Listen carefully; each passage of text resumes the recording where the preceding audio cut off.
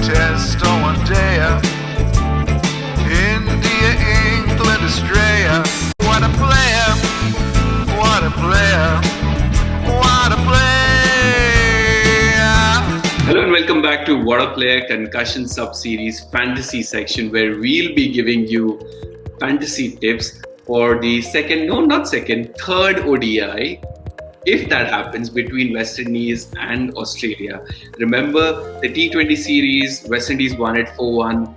Australia won the first ODI, and the second ODI did not happen due to COVID-related issues.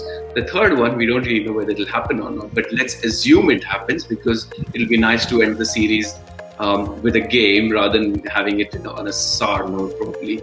I have Vishak, Akash and Suman with me. Hi guys, how are we doing? As I keep saying, this series, only Suman is the one who's enjoyed it because it's perfect for his time. So I hope he gets this one to watch as well. So let's keep our fingers crossed that this game happens. Starting with you, Vishak. Let's start with the team. How are the batsmen looking like?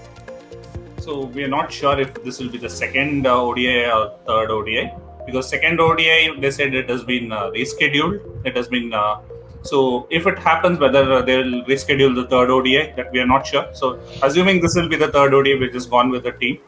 So we have picked two wicket keepers: Alex Carey, who is the captain of Australia, because Aaron Finch is injured. I think they will not risk Aaron Finch because they have an immediate series with Bangladesh as well. So I don't think they'll risk Aaron Finch. So they'll go with Alex Carey, and he might captain the side as well. Then we have gone with Shai Hope, who has a pretty good. He was injured in the first game. He was picked in the second game, but the second game did not happen. They have made him the vice captain. Kieron Pollard scored a good 50 amidst all the ruins in the first game. We picked him as well. Evan Lewis looks in good form. He did not perform well in the first game. We expect him to come good. We have picked Ashton Turner and Joshua Philippe as well as the other batsmen. Okay. All-rounders, red hot form. Mitchell Marsh, bowling, batting, fielding. He can't put a foot wrong, so he's a must pick. Then coming to Joss, Hazelwood and Mitchell Starc. You all seen in the first ODI what they did. They just swept away Windies. They almost bowled them out for, below 50. Thanks for Pollard and Alzarri Joseph, who also is part of our 11, who can bat and bowl well. And then Adam Zampa. Even though he'll give you he will give a lot of runs away.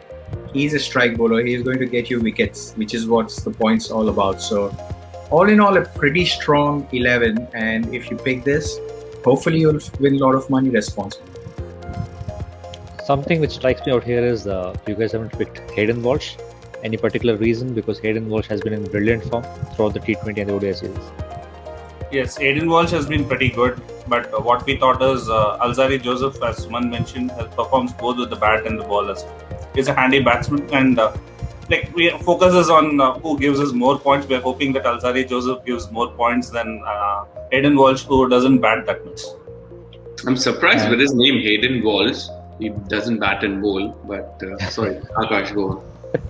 I mean, I can see that you guys are backing a second string Australia to come good against West Indies. Any particular reason? I mean, do you believe that Mitchell Starc is going to strike gold again?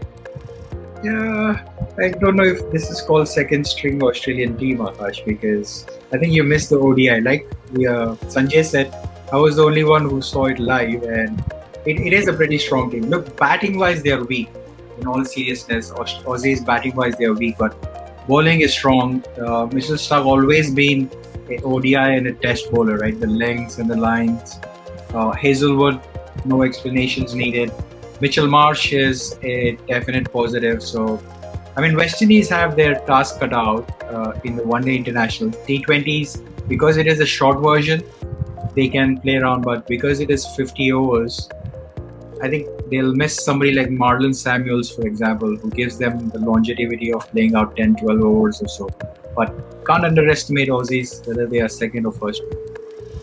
I think West Indies have the perfect team for the T20s, but not for the ODIs, I guess. Except someone like a Shai Hope who can play the anchor role, all the others are hitters. So it's like if they get going, they'll get going. Otherwise, it will happen like what happened in the first game. They'll lose their wickets pretty quickly. And it wouldn't work out that pretty well. They're not that great ODI side. Actually. And how happy are you with Mitchell Marsh's form, Suman? He seems to be doing nothing wrong at all. Sunrisers must be absolutely pleased. Very pleased. Hopefully he plays the IPL. If he does, then Jason Roy on the top, Bairstow on top, Warner hopefully gets a chance, Kane Williamson, Mitch Marsh, Jason Holder. All the positives on paper, but execution-wise, time will tell. Forgetting Rashid Khan, who's your Rashid trump Khan. card. And Manish Pandey. There are a lot of star balls in Sunrisers. Unfortunately, you can't change what's happened for the first half of the season, and you don't really know what's going to happen next year, how many people you'll be able to retain. But yeah, who knows? 7 wins on the trot, and you might be in the top 4, and who knows what will happen from there. This is recorded, Sanjay, so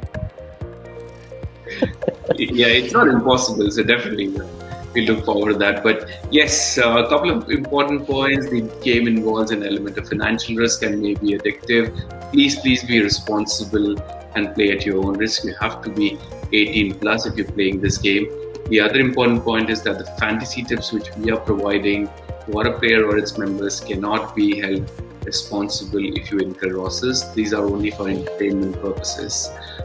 If you're here for the first time, please do check out our channel for other video contents around cricket you may like. If you're coming back to watch us, thank you very much. If you haven't subscribed to already, please do subscribe to our channel.